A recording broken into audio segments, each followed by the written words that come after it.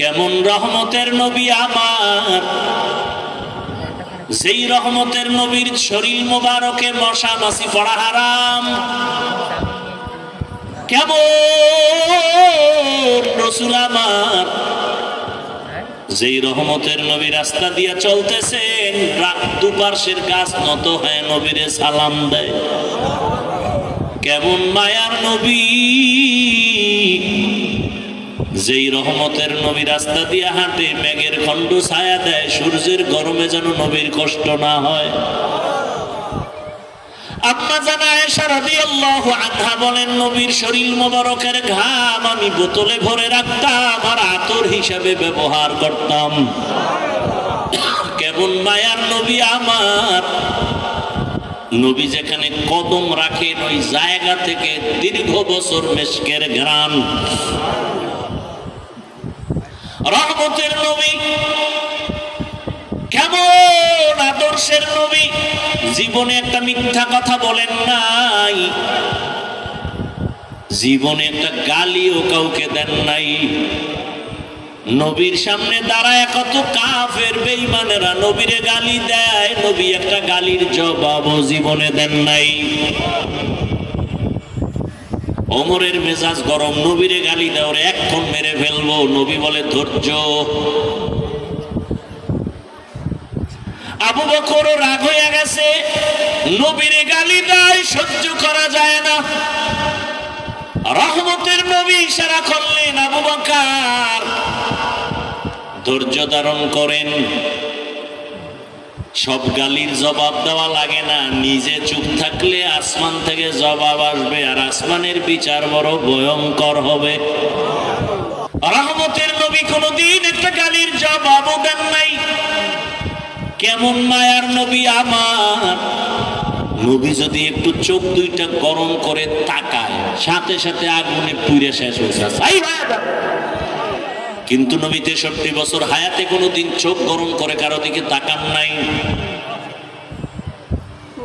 ওই নবীর উম্মত আমরা। এই নবীরে দেখলে কলিজা ঠান্ডা হয়। এই নবীকে এক নজর দেখার জন্য গর্তের সাপ অপেক্ষায় আছে, গর্তের পিপিলিকা অপেক্ষা করে। রহমতের নবীকে একবার দেখবে। নবীর একা আছে, খেজুরের বাগানে পানি দেয়, হঠাৎ করে কানে আওয়াজ দিছে, নবী নাই নাই। উহুদের ময়দানে রহমতের নবী শহীদ। খেজুরের বাগানওয়ালা আশেক বালতি ফালাইয়া আসমানে তাকায় একটা চিৎকার দিছে, আল্লাহ দুইটা চক্ষু রিজার্ভ রাখছি, শুধু নবী দেখবো।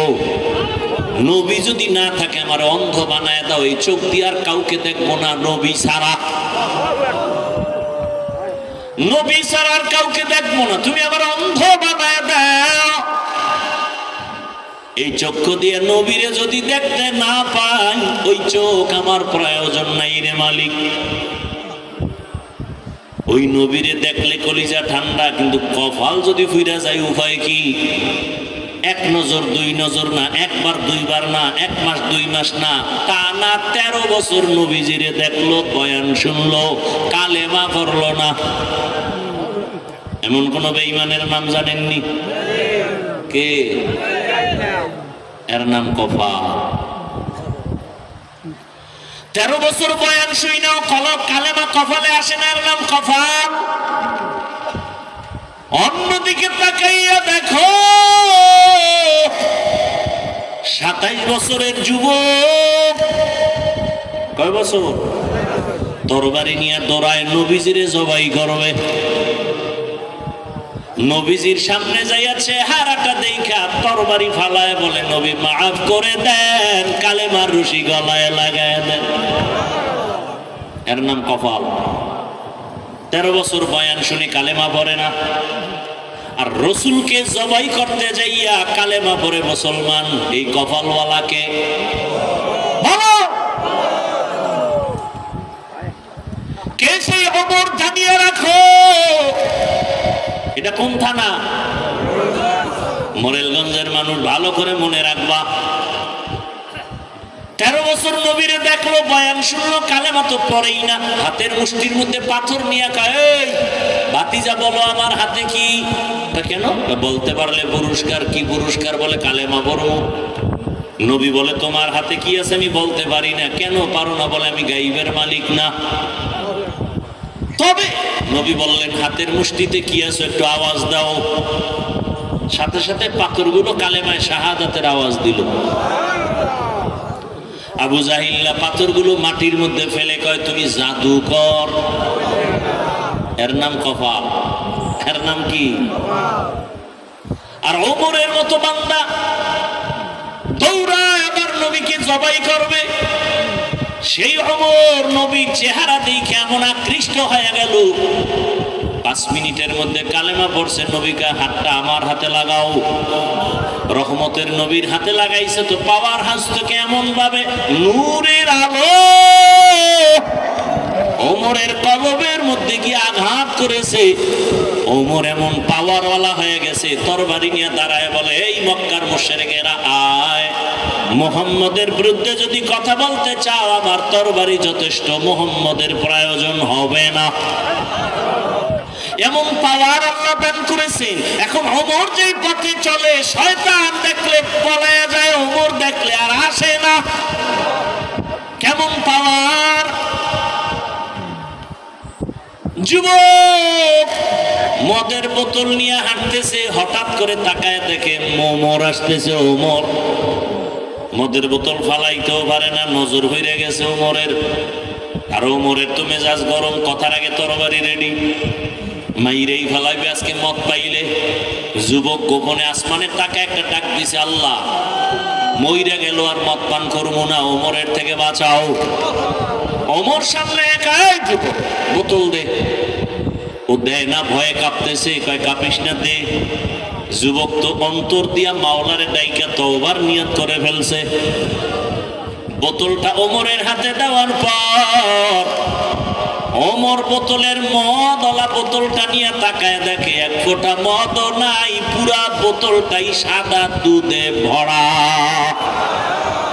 হরকে দারত খৌফে হক দর দিল মাদাম জান্নাতুল মাওয়া দেহত রাম কম জুজবা হাকচি জে মখাদ ইনসো জা ফজলে উআ মস্তে দরজুম লা জাহা। এজন্যই আল্লাহ তাআলা বলেন, ইয়া আইয়ুহাল্লাযীনা আমানুত্তাকুল্লাহা হাক্কা তুকাতিহ, আমাকে ভয় করো। ভয় করার মতো হক আদায় করে সাহাবায়ে কেরাম পেরেশান হয়ে গেলেন। আল্লাহ যত বড়, ওই পরিমাণ হক আদায় করে ভয় করা সম্ভব না। নবীও পেরেশান। আল্লাহ জিবরাইলের আয়াত নিয়ে যাও, ইত্তাকিল্লাহা মাস্তাতাতুম, আমার হক আদায় করে ভয় করা লাগবে না, বরং বান্দা তার সাধ্য মতো আমাকে ভয় করলেই হবে। ভয় করব কাকে? ভয়ের নাম তাকওয়া, ভয়ের নাম খাশিয়া, ভয়ের নাম খাউফ। ওয়া আম্মা মান খাফা মাকামা রাব্বিহি ওয়া নাহান নাফসা আনিল হাওয়া ফাইন্নাল জান্নাতা হিয়াল মাওয়া। আল্লাহর ভয়, ভয়। নবীজির কোনো গুনাহ নাই, সেই নবীকেও আল্লাহ বলেন আমাকে ভয় করেন। ইয়া আইয়ুহান নাবিয়্যুত্তাকিল্লাহ ওয়া লা তুতি'ল কাফিরিন ওয়াল মুনাফিকিন। ও নবী আপনি আমাকে ভয় করেন, কাফের মুনাফিকের অনুসরণ করবেন না।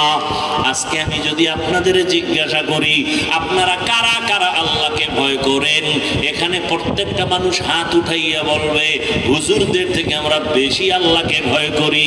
অথচ নামাজ নাই, রোজা নাই, তেলাওয়াত নাই, সুদের টাকায় ব্যবসা করে, ঘুষের টাকায় ব্যবসা করে, লোন উঠাইয়া দোকানদারি করে, সেও বলে আল্লাহকে ভয় করি। দাড়ি রাইখা বলি আল্লাহকে ভয় করি। আপনাদের মধ্যে অনেকে দাড়ি সারা বলে আল্লাহকে ভয় করি। আমি নামাজ পড়িয়া বলি আল্লাহকে ভয় করি। আপনারা নামাজ বাদ দিয়া বলেন আল্লাহকে ভয় করি।